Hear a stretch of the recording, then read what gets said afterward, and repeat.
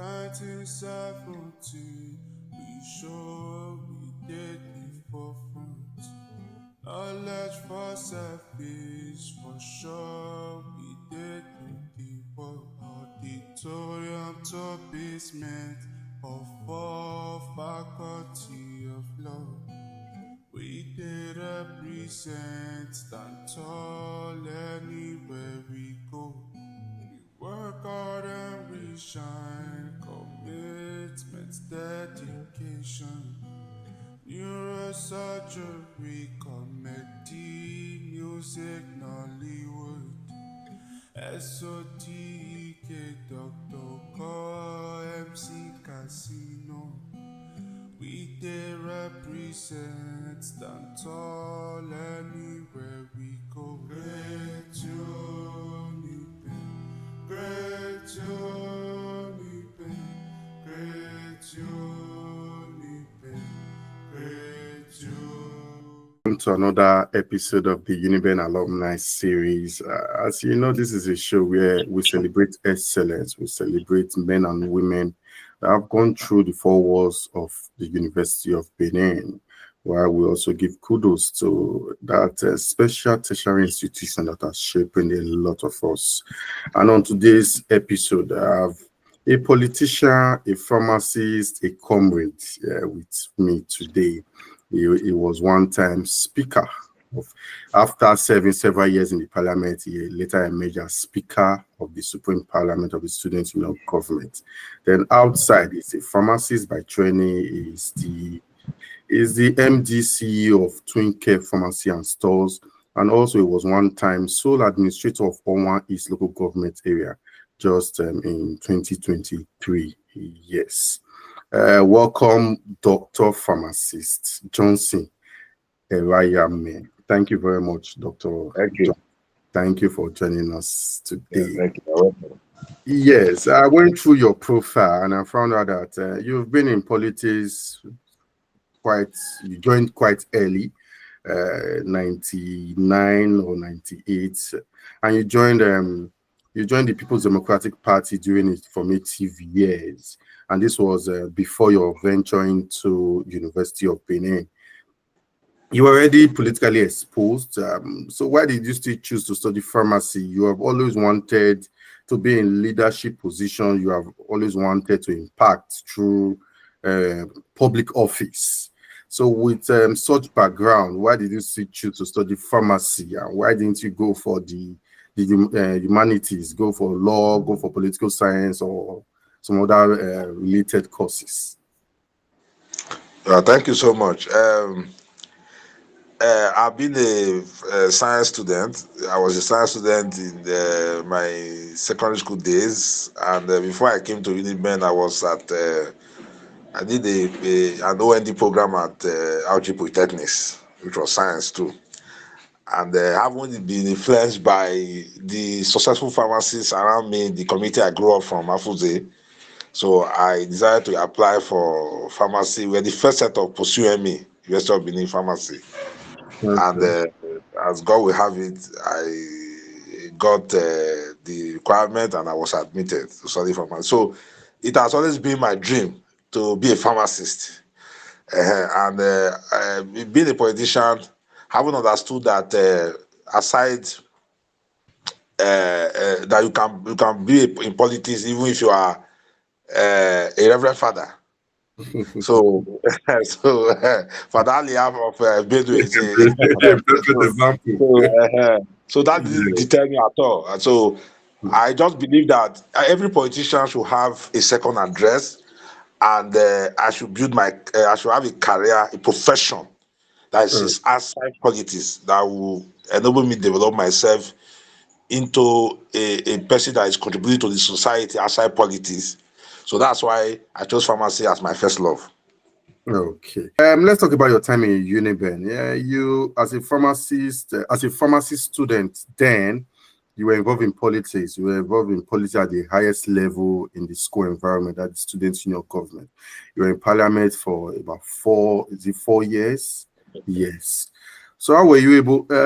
We usually say that those in the sciences, when I want to talk about sciences, the medicine, the pharmacy, those in the college. Also, that it's quite demanding for them to do their courses and also get involved in other activities on campus. But you did yours so well. You were involved in school politics, the politicking, the contesting election. Then also your academic never suffered. How were you able to manage these endeavors? Thank you so much. I came into Uniben a bit matured. I came here a bit as a mature student. I was almost around 22 years old when I came in. So haven't been exposed before, and I understood what my academic activity requires of me. I understood that I need to attend my classes first, and I need to ask the right questions in class, then go back every day to review what I have been taught in school, in class. So, and it was easy for me to go through because my academics, I knew where to draw the line between my academics and student union politics. If I must tell you, if any of my student union activities falls within the time I'm supposed to go to class or attend to my academics, that student union activity will have to suffer for me to attend my class, because the first reason why I came to school in the first place is to be a pharmacist and graduate from school. So I was able to manage it too because I knew what I was supposed to do at a particular time, and I understood that my academic comes first, then every other thing follows. Okay. Let's talk about the time in, let's continue with the time in Uniben. What are those lessons that you can say you learned from Uniben that are still very useful for you today? What are those? Well, I've had a lot of guests on this show, and they've talked about resilience, Uniben, because from the very first day you come into the institution, from your clearance, you have to push yourself. You have to push yourself, which has in turn made some people very resilient in whatever they do. They become tough. And some others have said the quality of friends that Uniben gave to them. For me in particular, I think that's if not number one for me, the quality of good relationship I have with a lot of people that we met at the University of Benin. For you, what are those things? What are those attributes you took from the institution? Thank you so much. Uniben, anytime, anywhere, I call myself made in Uniben. Uniben made me who I am. You know, I didn't just go through Uniben to acquire degrees. Uniben worked on my character. Uniben gave me resilience. Uniben gave me this ability to see myself as better than others around me. Uniben, I remember when I left school, when I finished pharmacy school, one of my first job was as a sales rep, medical rep for pharmaceutical companies.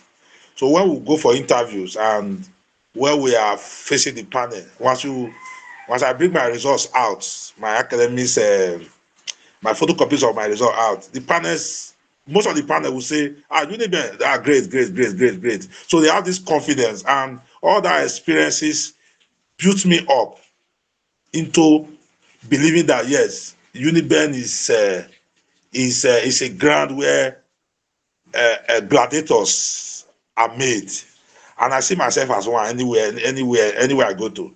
I see myself as a gladiator, even in my practice, even in politics. I see myself because I just feel I'm more equipped. I have the requisite character and knowledge to stand any other graduate anywhere in the world. So I think Uniben made me who I am. That's the word. That's good to hear. Let's talk about your emergence as Speaker of the Students' Union Government, because then it was a big deal. Emerging as the number one parliamentarian. That's why I say all parliamentarians are equal. You were just privileged to be the leader at that point. And for those of us who are still involved in student politics, we know how difficult it is for the the parliamentarians to elect leaders within their fold, and you emerged as speaker. Would you say your 4 years or your length in your duration in the parliament actually helped you to emerge as speaker? Did it make it easy for you to emerge as speaker, or there were other things that were involved? What will you say to that? Okay, well, my time in parliament, my 4 year term in parliament, assisted, but I would say that around 30%.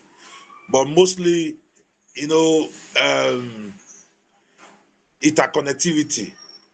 I had friends across this whole faculties in the university, and I was able to reach out, and a lot of them saw the need, saw the maturity in me for me to lead up the student union parliament at that particular time. And some other persons, other groups played a very major role. I will not forget the role Nadesu. Nadesu was very strong at the University of Benin then. The data Data state.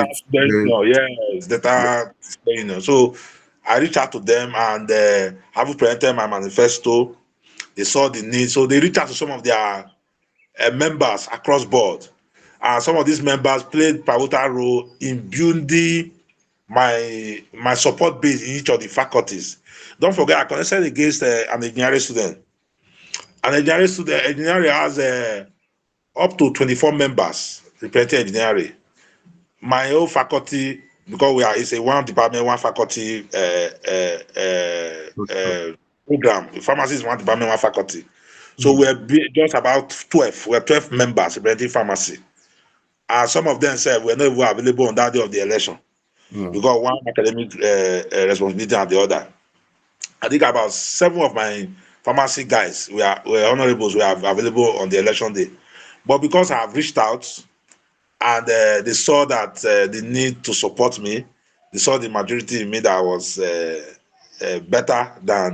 I was better positioned to lead the parliament at that particular time. And I was elected. And immediately I got elected after the election, the second day, knowing that the Speaker of Parliament is first among equals.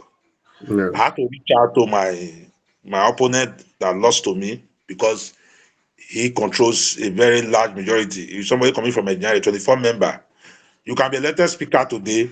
In the next, it's not like the way our secular politics has been.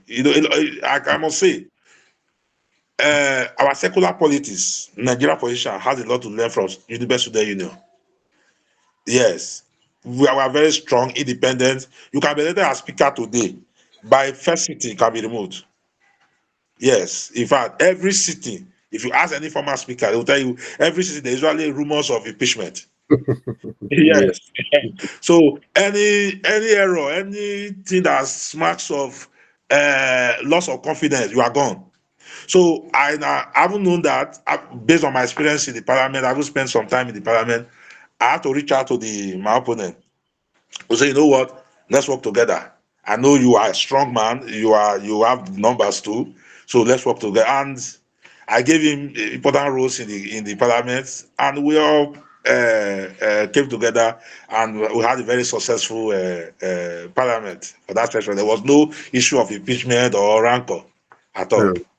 Okay, what can you say was the most impactful policy or program yourself and your colleagues, both in parliament and the executive, took during your tenure that was impactful on the Uniben students at that time? Okay, well, I will point out 2. One, the student union led by my president then, as then was Orogu Eniwake, who is now the president of Isoko Youth Council. Isoko Youth Council. So he is a great young man that has a lot of prospects to leave a legacy. So he came up with a project. Then it was we called it town hall, Uniben town hall. So it was a mini building project.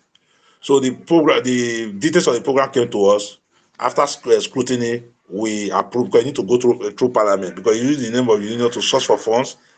So we all monitored the project, and the project got to almost roofing level before our tenure ended. But it was a 10-month tenure. So I believe by now that project would have been completed by now by previous the successive governments. Then another one was there was a petition to us, to the parliament, that some students were being victimized by management. Okay. So part of our resolution from one of the cities was a strong worded letter to University of Benin management. And that letter, through the registrar, that letter motivated university to call me. It was something like a summon, but ended up a positive thing. I was called to the office of the vice chancellor, the then late professor Ojo Shodi, who now told me, okay, since we are complaining, very, very excellent administrator, that they want us to be part of the student disciplinary committee so that we know what is actually going on there. And I was co-opted into the student disciplinary committee. Appeal committee, sorry, it was an appeal committee, because he said, okay, you need to review all those cases that have been handled before so that we can look at it, give it a second look. So I was co-opted. Professor Ezumoye was former vice chancellor Ibejon University. Was the chairman of the committee. It's still the vice chancellor. Oh, okay. Yes, I think he's the vice chancellor also. Yeah. Was the chairman of the committee. So, and that gave me opportunity for me to really see what was going on in the committee as far as the discipline of students about exam malpractice, courtesy, and other were concerned. And I must say, we're able to present our cases and look at it, and over 13 students were returned back to school. Oh, some were converted, some were converted from outright expulsion to 2-3 year rustication. Some for rustication, they were readmitted back to school. But some of them, there was a case the guy was sitting for a final exam also. I think a final exam. So the guy was made to repeat that level again because of the exam malpractice. He went to write exam for a female student in another department. He was caught. The female student, before even the committee had passed, before the committee would pass their judgment, the female student the parent has sponsored the female student abroad. But the young man that went to write an exam for a female student who probably was his girlfriend was left in limbo. And I could remember how the young man came and was crying. He was a law student, was crying. In fact, it was even the father, who was an Anglican vicar, had already died.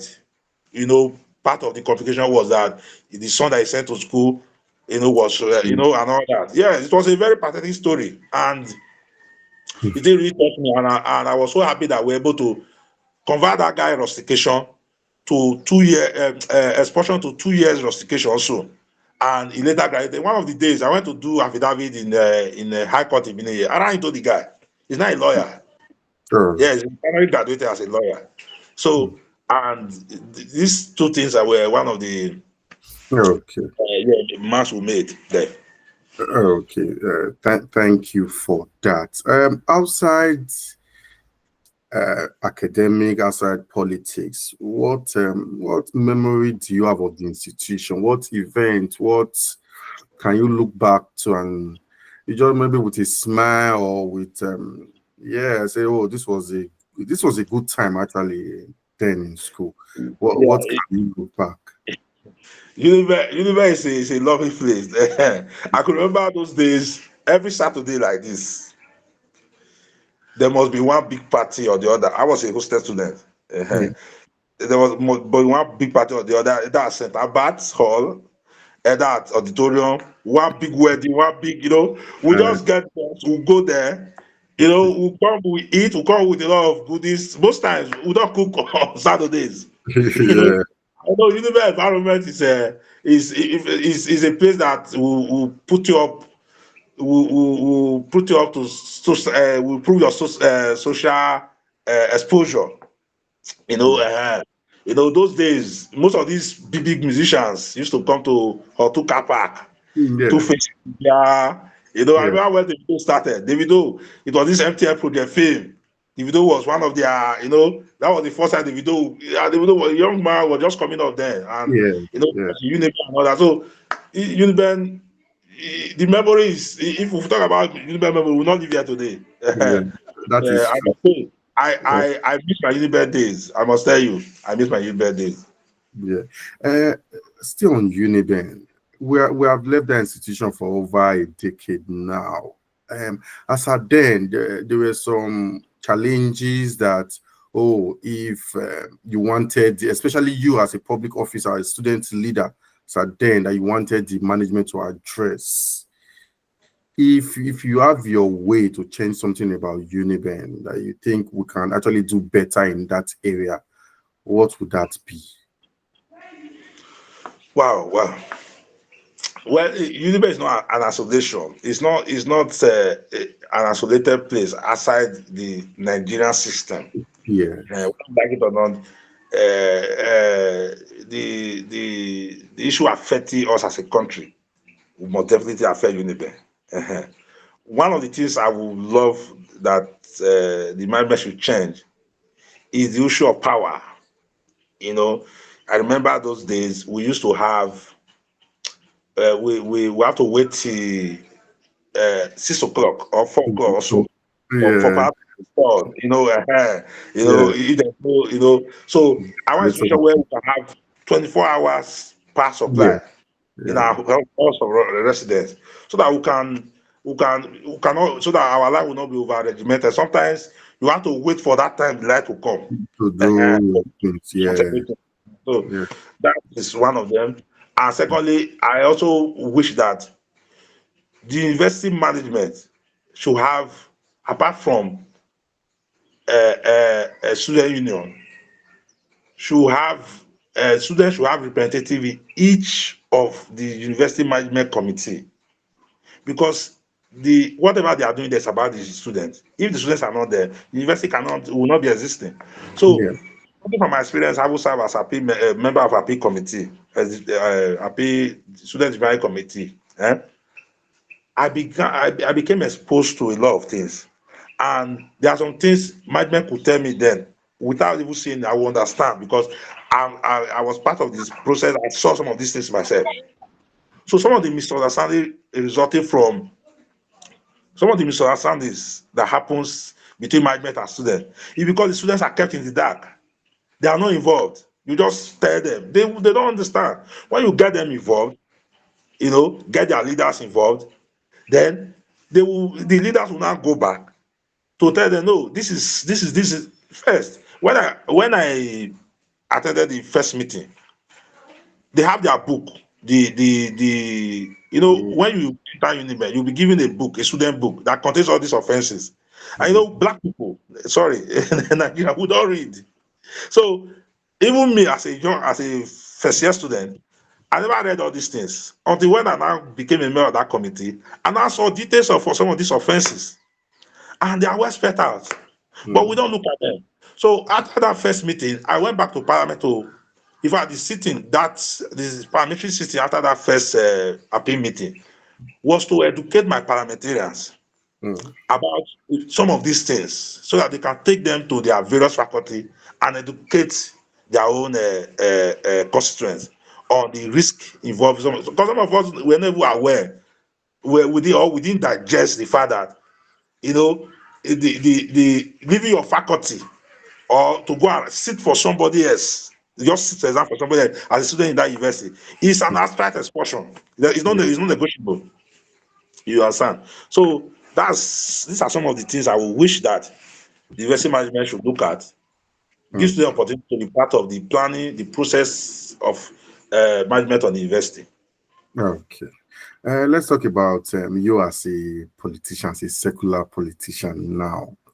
We've known you to be a loyal party man. You have been with the People's Democratic Party since 1999, as you mentioned earlier. And up until recently, you never left the party, if I'm Yeah. correct. You only left recently to join the ADC. Um, would I say what was your reason? What was your reason for leaving the party? Because I don't think this is the first time. We all know that the party has issues at the national and subnational levels, but this is not the first time the party is having such issues. But this time around, why did you leave the People's Democratic Party?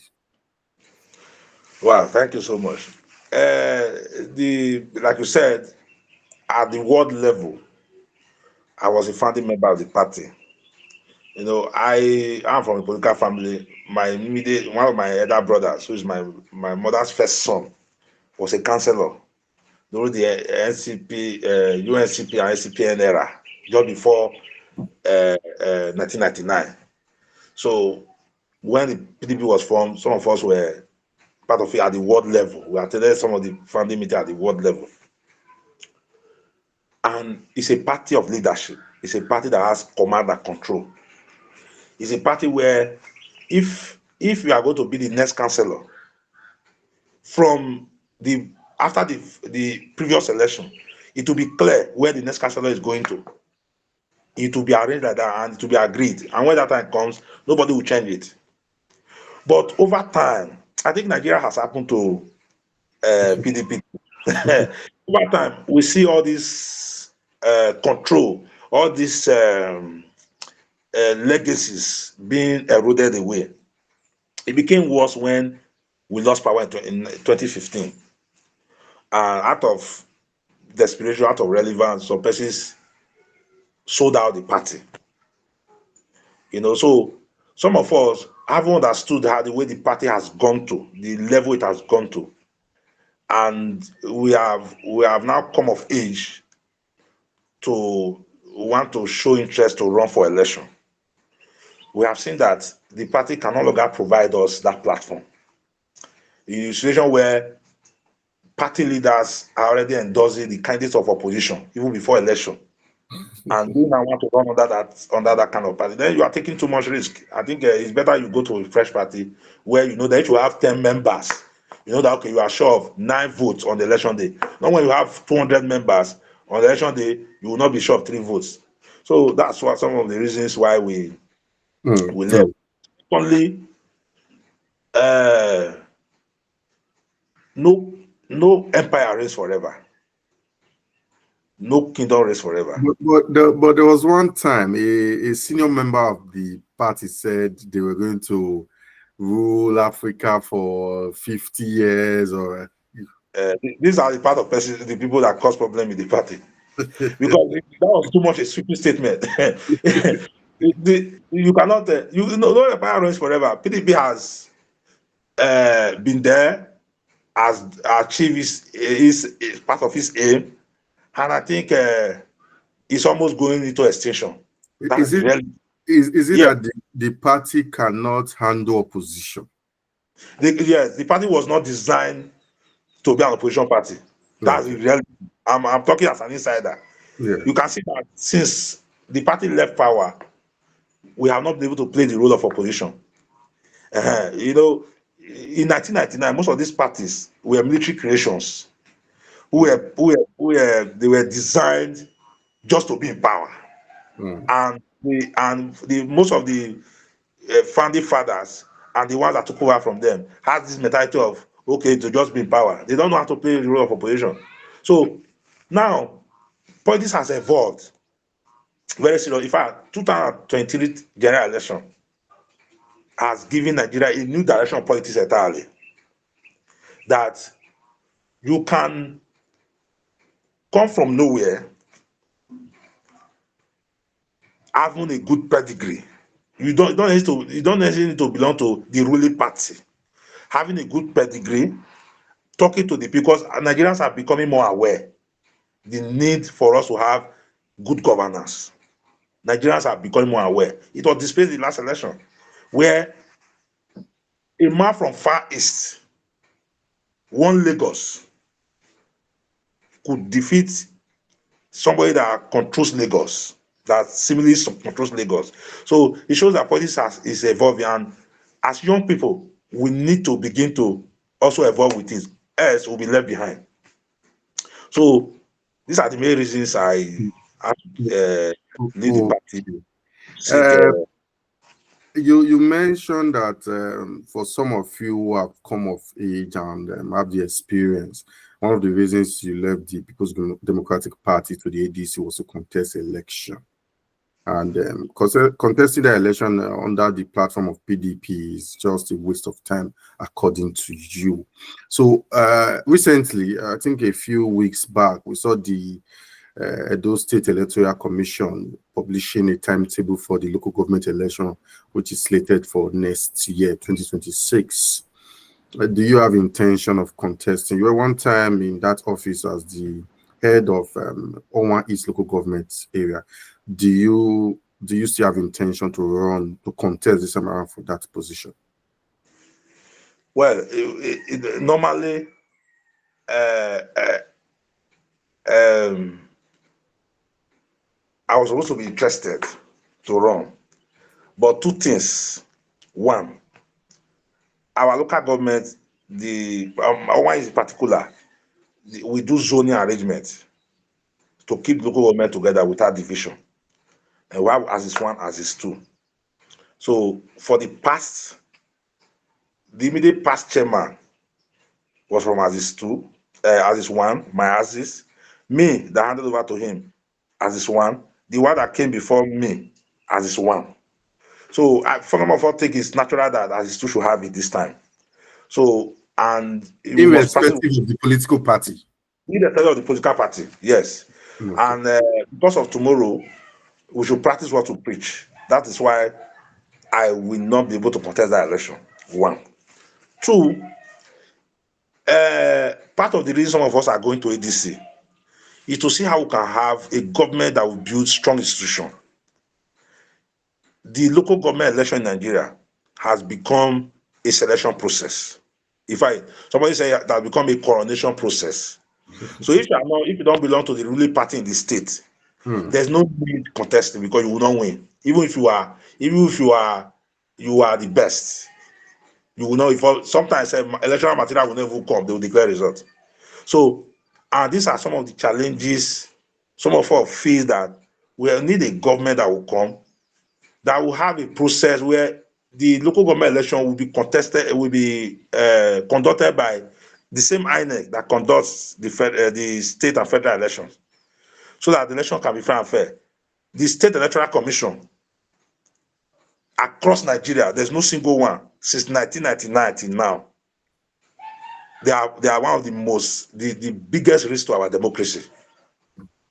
No governor, both PDP, APC, just name it, that is free of this accusation. Our elections at local government levels are not free and fair. The world knows. So there's no need, if you don't belong to that political party that owns the governor of the state, don't bother contesting because you will not win.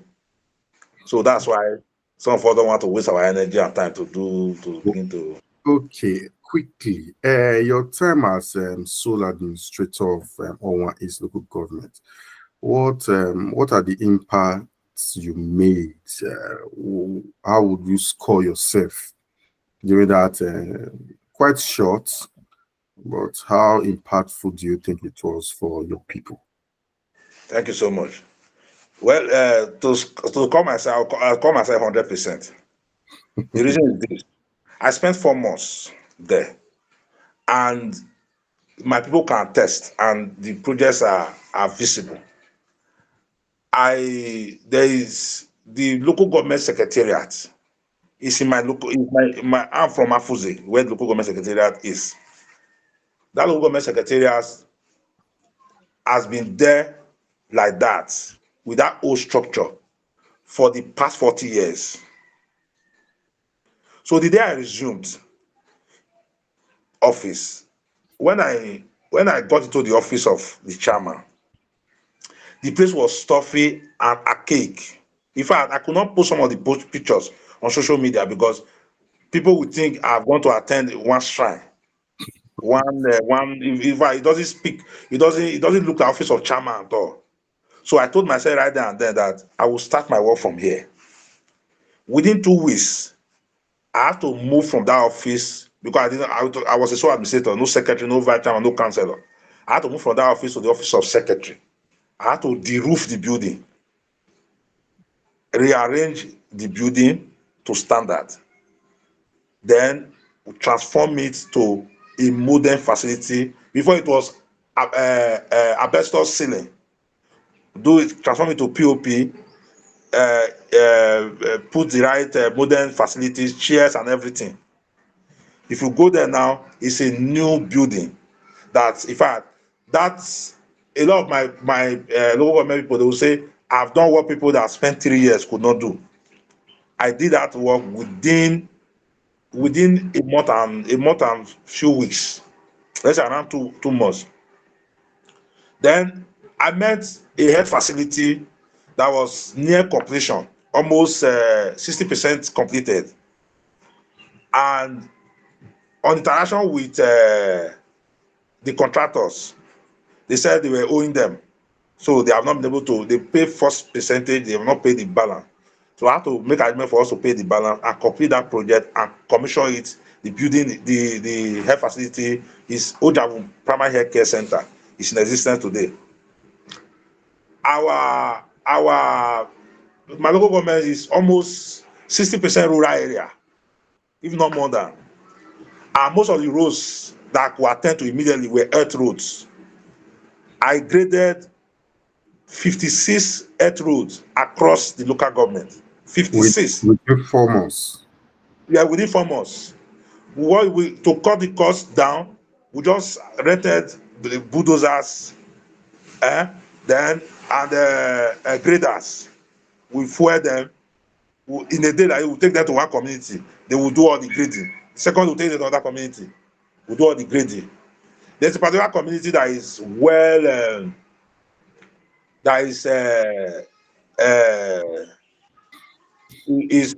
developed because they had opportunities to have their sons in higher offices.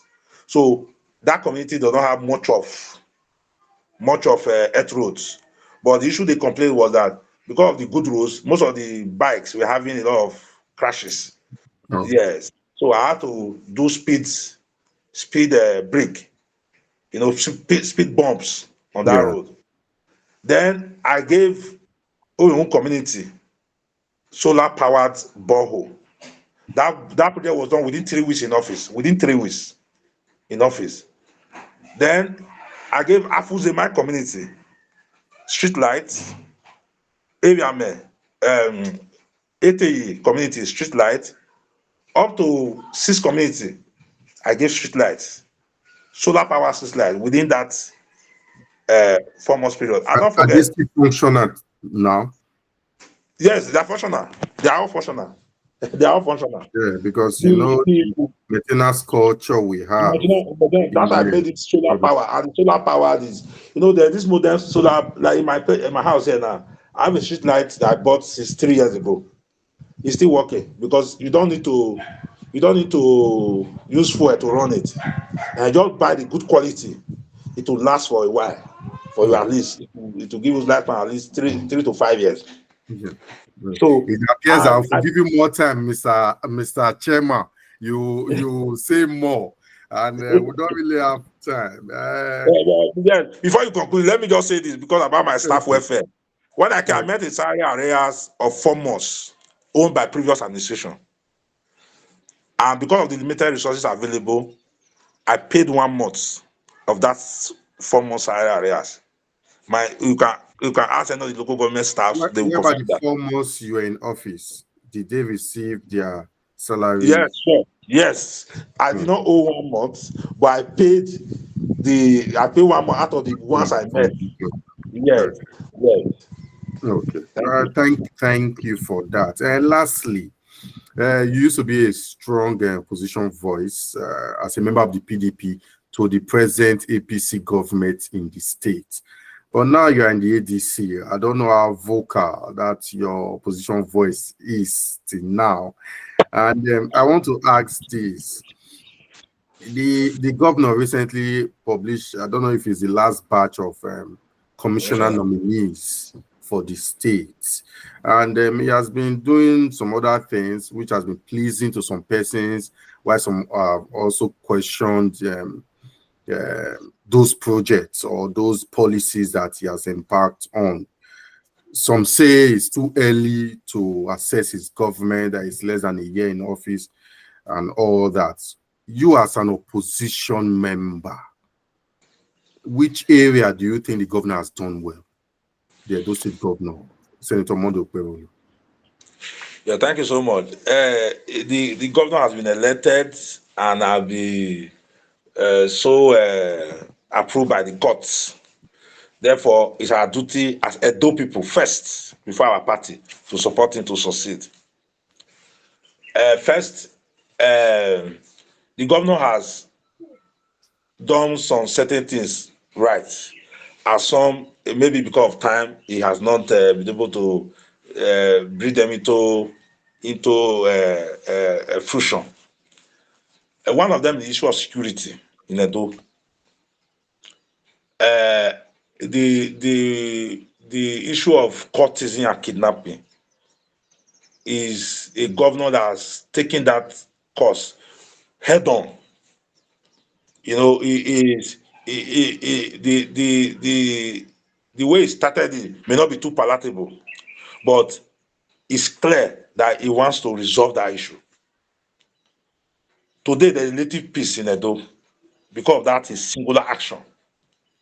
So I commend him for it, and for that one, he has done very well. He has done very well, and he's still doing very fast. Just recently, I watched on ITV that he set up an anti-courts and kidnapping committee. You know, that are very, very proactive. That is a committee that is very proactive. I must commend the committee. They are very, very proactive, because we cannot continue the way things were. We cannot continue like that. Although we are great people, we should not reduce ourselves to killing ourselves over useless irritation.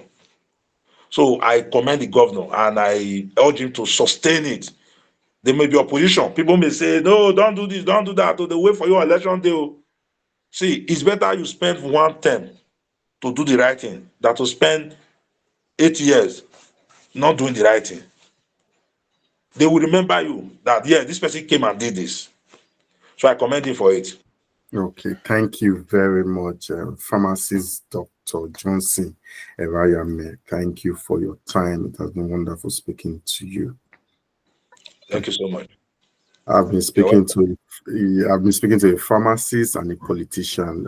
Pharmacist Johnson Erayanmen was one time Student Union Government Speaker of Parliament, and also recently in 2023 he was the sole administrator of Owan East Local Government Council. He's also the MD CEO of Twinkle Pharmacy and Stores. Continue to subscribe to our channel, bringing more exclusive interviews. Bye for now. 1970, we sure we did the forefront. Knowledge for selfish, for sure we did the work. Auditorium to basement of all faculty of law.